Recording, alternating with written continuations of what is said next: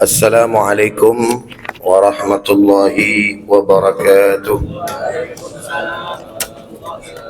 Alhamdulillah, alhamdulillahi rabbil alamin, wassalatu wassalamu ala sayyidil mursalin wa ala alihi wa ashabihi ajma'in, amma ba'd. Setelah puji dan syukur hanya untuk Allah, salawat beserta salam akan senantiasa terlimpah dan tercurah kepada junjungan kita baginda Nabi besar Muhammad sallallahu alaihi wasallam beserta para keluarga, sahabat, dan insyaallah untuk kita semua selaku umatnya. Mudah-mudahan dengan berkah selawat kepada beliau, kita selaku umatnya diizinkan oleh Allah untuk bisa pergi haji dan juga umrah, agar bisa kita ziarah ke makamnya baginda Nabi besar Muhammad sallallahu alaihi wasallam dan di akhirat kelak mendapatkan syafaatnya. Amin ya rabbal alamin. Ahibail kiram, jamaah yang sama dirahmati dan dimuliakan oleh Allah Subhanahu wa taala. Di antara kita ada yang memiliki jabatan tinggi dan rendah tentunya, atau disebut juga dengan atasan dan bawahan. Bahkan pada suatu waktu sebagai atasan, tapi di waktu yang lain kita ini sebagai bawahan. Itulah status yang menempel kepada kita di dunia kerja sesuai bidang kita masing-masing. Nah, dalam dunia kerja yang kita geluti juga mempunyai keberagaman dinamika yang tidak bisa dihindari, termasuk dinamika antar posisi semacam tadi. Terkadang bawahannya bermasalah sehingga atasannya sering menegur, bahkan juga memarahinya. Sebaliknya, terkadang atasannya juga suka, mohon maaf, tidak tahu diri dan tidak tahu kondisi sehingga bawahannya merasa tertekan. Namun apapun yang terjadi, pada dasarnya relasi antara keduanya telah diatur di dalam Islam. Islam telah merumuskan nilai-nilai yang layak dipegang dalam dunia kerja, terutama pihak-pihak yang mempunyai wewenang untuk mengatur dan mengontrol dunia kerja tersebut, ibadah Allah. Oleh karenanya ini penting dipertimbangkan agar seluruh pihak dalam dunia kerja dapat menikmati daripada pekerjaannya. Sebab sebagaimana kita tahu bersama bahwa dunia kerja yang sehat akan melahirkan produktivitas yang juga berkualitas. Begitu juga sebaliknya, dunia kerja yang sakit akan berdampak buruk pada produktivitasnya. Ma'asyiral muslimin wa zumratul mu'minin rahimakumullah. Maka ada beberapa hal yang perlu sama kita tahu, yakni nilai yang pertama. Apa gerangan tidak lain dan tidak bukan kesadaran bahwa anak buah dan bawahan merupakan manusia yang mempunyai hak-hak dasar sebagaimana umumnya. Nah, di dalam Islam, di antara hak dasar itu adalah apa sih? Kemuliaan. Maksudnya Islam memuliakan manusia dengan segala status sosialnya dan juga pangkat yang bermacam-macam. Dari mana sama kita tahu itu, saudara? Allah Subhanahu wa taala yang berfirman, walaqad karramna bani Adam, dan sungguh kami telah memuliakan anak cucu keturunan Adam. Ini ayat kalau misalkan kita teliti dari sisi bahasa Arab, saudara, ini ada dua huruf taukid. Yang pertama lam taukid, yang kedua qad, yang masuk ke dalam fi'il madhi atau kata kerja lampau. Kalau qad masuk ke dalam kata kerja lampau itu jadinya sungguh, penguat dia. Ditambah lagi dengan lam lagi, laqad. Sehingga kalau kita bisa analogikan dengan bahasa kita, sungguh, benar-benar, betul-betul, itu kiranya artinya.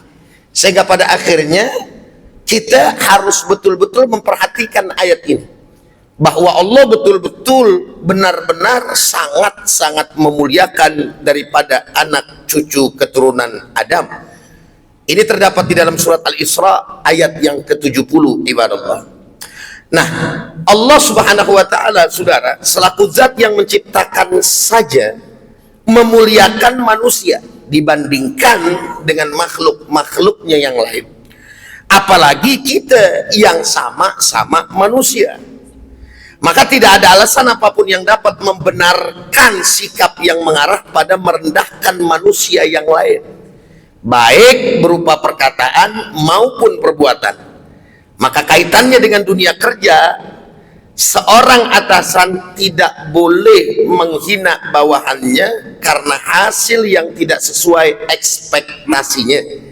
Begitu juga sikap-sikap lain yang dapat menurunkan derajat kemanusiaan, sebab hubungan mereka berdua hanya dalam urusan kerja, sehingga sikap yang dilakukan hanya terbatas pada urusan tersebut. Ketika sikap atasan melampaui batas, yakni menyentuh hak asasi bawahannya, maka hal semacam inilah yang perlu kiranya dikontrol. Oleh karena itu, saudara, merendahkan sesama manusia hanya karena perbedaan pangkat, jabatan, atau status sosial merupakan perbuatan tercela yang perlu dijauhi bersama. Saudara hadirin jamaah yang sama dirahmati oleh Allah Subhanahu wa taala, lalu nilai yang kedua yang dapat diperhatikan dalam dunia kerja adalah mengetahui hak dan kewajiban masing-masing, baik pihak atasan kita maupun kita sebagai bawahan gitu. Bagi Islam, menyadari kedua aspek ini menjadi penting untuk kita lakukan demi menciptakan stabilitas dan keharmonisan dalam dunia kerja. Kenapa? Karena Allah Subhanahu wa taala berfirman, "Iyyaka na'budu wa iyyaka nasta'in." Hanya kepadamulah kami menyembah dan hanya kepadamulah kami memohon pertolongan. Nah, ayat ini sangat familiar dengan kita. Mungkin selama ini terkesan biasa saja, hanya sebatas pengakuan seorang hamba terhadap sang pencipta. Namun kita mencermati lebih dalam, Allah melalui ayat ini kadang mengajarkan kewajiban dan hak hambanya. Kewajiban hamba adalah menyembah Allah Subhanahu wa taala, sedangkan haknya hamba ditolong oleh Allah Subhanahu wa taala. Nah, oleh karenanya pertolongan yang sejati baik di dunia maupun akhirat berasal pasti dari Allah Subhanahu wa taala. Apa hubungannya dengan dunia kerja? Simbiosis semacam ini gitu, juga berlaku dalam dunia kerja. Pihak atasan mempunyai kewajiban memberikan kesejahteraan terhadap bawahannya. Allah kan atasan kita, betul nggak kira-kira? Kita bawahan Allah bukan? Bawahan Allah. Allah kasih hak kita, kita kasih haknya Allah Subhanahu wa taala. Mana itu salah satu haknya Allah sekarang nih? Kita duduk di majelis ilmu karena kewajiban, lalu kemudian kita sholat karena kewajiban, haknya Allah Subhanahu wa taala. Dalam dunia kerja juga begitu, saudara. Bawahan punya hak, atasan juga punya hak. Kita kerjaannya sebagai bawahan kerja yang benar, semaksimal mungkin sesuai dengan tupoksinya. Dan yang namanya atasan memberikan daripada apa? Kesejahteraan, perhatian, dan seterusnya agar pihak-pihak di antara keduanya tidak ada yang dirugikan, insya Allah.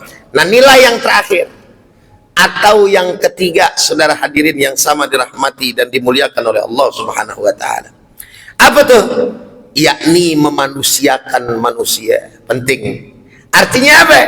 Pihak atasan selaku pemilik kewenangan dan kebijakan harus memperlakukan bawahannya sebagai manusia, baik dalam memberikan mandat maupun bersikap bersama mereka, sehingga kesenjangan sosial di antara kedua pihak ini tidak terlalu nampak dan menganga. Ada satu hadis yang menarik yang dapat mengilustrasikan poin terakhir ini, saudara. Di mana hadis ini diriwayatkan oleh Al-Imam Al-Bukhari di dalam kitab sahihnya. Apa kata Nabi? Man kana akhuhu tahta yadihi falyut'imhu mimma ya'kulu wal yulbishu mimma yalbasu wa la tukallifuhum ma yaghlibuhum fa in kallaftumuhum fa'inuhum. Siapa saja yang mempunyai budak, garis bawah ini yang disebutkan oleh Nabi budak, maka hendaklah berikan makanan seperti apa yang dimakan dan memberikan pakaian seperti apa yang dipakai, dan janganlah kalian memberikan beban yang melebihi kemampuannya.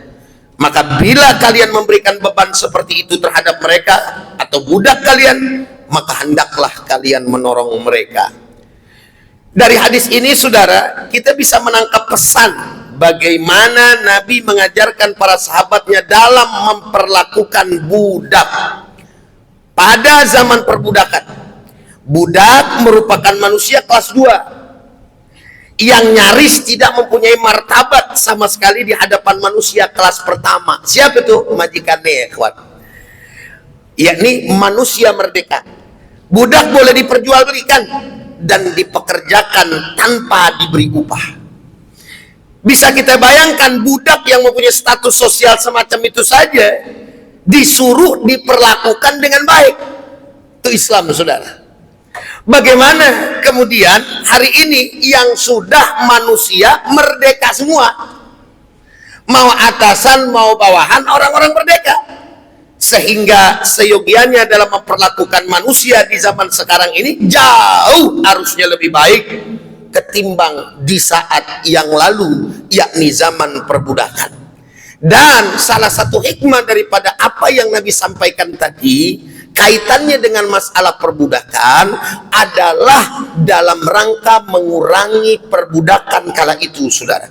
Termasuk bagaimana hukuman-hukuman yang dilakukan di dalam Islam terhadap orang-orang yang melanggar, umpamanya mereka harus membedakan budak, lalu kemudian bagaimana Islam memberikan daripada ganjaran yang sangat luar biasa bagi mereka yang memerdekakan budak. Itu salah satu cara step by step di dalam menghilangkan perbudakan dalam ajaran agama Islam. Subhanallah walhamdulillah wala ilaha illallah wallahu akbar walillahil hamd. Nah, saudara, di akhir daripada kultum pada kesempatan kali ini, Al-Imam Al-Qastalani di dalam kitabnya Irsyadus Syarih juz yang pertama halaman 116 ketika menjelaskan hadis ini menutupnya dengan perkataan bahwa perbedaan yang sejati antar manusia adalah ketakwaannya. Maka nasab yang mulia tidak bermanfaat sama sekali ketika tidak bertakwa, saudara. Kalimat di sini yang dikatakan oleh Al-Imam Al-Qastalani bahwa sunnatullah, fitrah, ada nasab yang mulia, saudara. Nasab itu bukannya nggak ada yang mulia, nggak ada tingkatannya, ada memang. Makanya Nabi juga menyuruh kepada kita kalau nyari perempuan, wali hasabiha, nasabnya yang benar, kehormatannya yang benar. Tapi nasab yang mulia, sekali lagi ditegaskan, tidak akan pernah bermanfaat atau sia-sia ketika dia tidak bertakwa kepada Allah Subhanahu wa ta'ala. Begitu juga nasab yang rendah, bukan siapa-siapa, akan punya manfaat yang besar sebab ketakwaan yang dimilikinya. Oleh karena itu, bila kita saat ini menjadi atasan seseorang, maka sudah sepantasnya memanusiakannya, saudara. Memanusiakan di sini tentu tidak hanya perkara pendapatan materi yang akan diperoleh oleh bawahan kita, tapi bisa dari hal-hal sederhana seperti cara komunikasi kita, punya adab, cara bersikap, dan perbuatan-perbuatan lainnya yang menunjukkan bahwa kita tetap respect terhadapnya.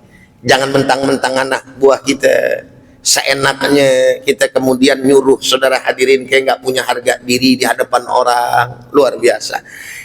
Hal-hal yang sedemikian rupa justru jika dilakukan dengan penuh adab dan juga sopan santun, demi Allah, anak buah kita, bawahan kita nggak bakalan pindah ke lain hati. Ditawarin kerja sama orang umpamanya, Saya mau kagak mau dah. Bahkan ditawarin divisi yang lain umpamanya, nggak mau saya. Bos saya udah kebangetan baik. Biar kata saya digaji di sono berapa kali kek, berapa kali lipat kek, nggak mau saya. Udah nyaman banget saya sama bos saya. Makasih banyak ya, mohon maaf banget, bukannya saya nolak ini. Kenapa? Saking bagaimana atasannya, saking bagaimana bosnya memanusiakan dirinya. Saudara hadirin yang sama dirahmati dan dimuliakan oleh Allah. Saudara hadirin, dengan demikian melalui ketiga nilai ini secara tidak langsung, Islam hendak mengajarkan satu hal penting. Apa gerangan? Pertama, menghormati manusia. Sikap ini hanya akan lahir dalam diri seseorang yang mampu mengatur dan mengolah egonya, termasuk ego jabatan yang sedang didudukinya. Maka demi menciptakan iklim dan ekosistem kerja yang baik, pihak atasan selaku pihak sentral dalam dunia kerja harus memberikan teladan yang baik kepada bawahannya, dan sebaliknya kita menjadi bawahan juga harus tahu posisi, sadar diri, dan paham bagaimana kemudian kita mengkondisikan diri kita kepada atasan kita pada situasi dan kondisi tertentu. Sehingga dengan hal ini kerja kita, dunia kerja kita akan menjadi nilai ibadah di sisi Allah Subhanahu wa taala. Bukankah Allah Subhanahu wa taala mengatakan, "Wa ma khalaqtul jinna wal insa illa liya'budun." Tidaklah aku ciptakan jin dan manusia kecuali untuk beribadah. Termasuk salah satunya ketika kita mencari nafkah, karena di sana ada hubungan antar kita dengan kita sebagai manusia. Dan sedangkan persoalan yang sekarang kita lakukan, sholat umpamanya, itu merupakan hablum minallah.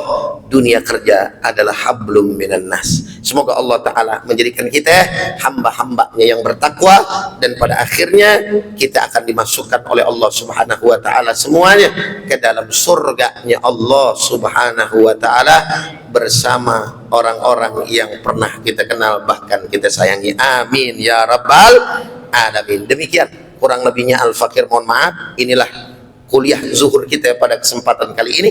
Mudah-mudahan kiranya bisa bermanfaat, khususnya untuk Al-Fakir pribadi dan juga umumnya bagi para jamaah sekalian. Insya Allah panjang umur, kita berjumpa lagi di waktu dan juga lain kesempatan. Hadanallah wa iyyakum ajma'in. Assalamualaikum warahmatullahi wabarakatuh. Alhamdulillah.